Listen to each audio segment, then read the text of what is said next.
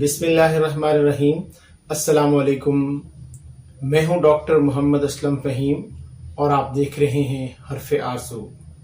حضور، ہم عقیدتوں کے مارے لوگ ہیں، ہمیں ادراک ہے کہ ہم سادہ زبان رکھنے والے ہیں، مال و زر بھی ہمارے پاس اتنا ہی ہے کہ 2 وقت کا گزارا ہو جاتا ہے، لیکن اللہ کا شکر ہے کہ کبھی بھوکے نہیں سوتے۔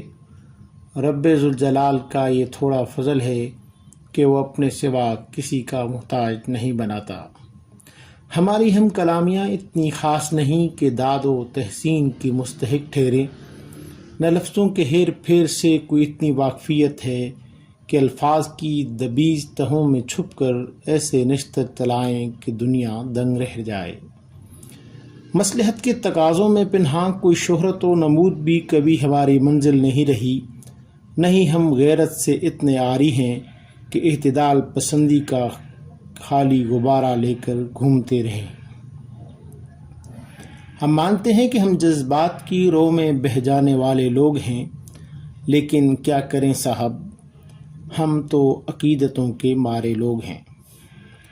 بلا شبہ ہم بوریا نشین ہی سہی، لیکن ہمیں اس بات پر فخر ہے کہ ہم جیسے ہی ہمارے سامعین ہیں۔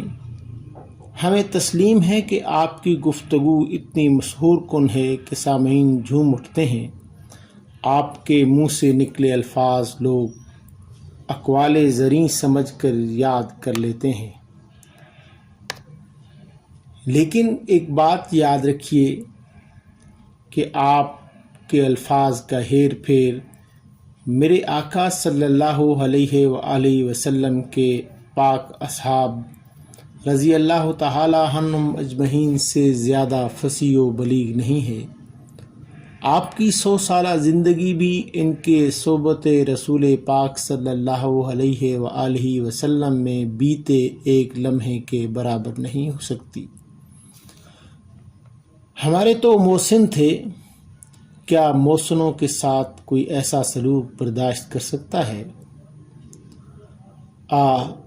آپ نے تو دنیا و آخرت کے محسنوں کو کوسنا شروع کر دیا۔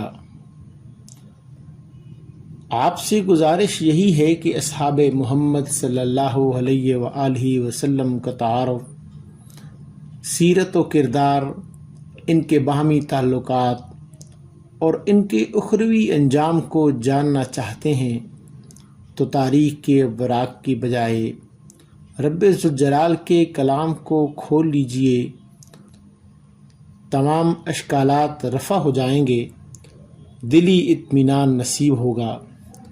لیکن اس بات کے لیے ایک شرط ہے کہ آپ کے دل کے برتن کا پیندہ اپنی جگہ پر ہی ہو۔ اپنا خیال رکھیے گا، ملتے ہیں بہت جلد، تب تک کے لیے اجازت دیجیے، اللہ حافظ۔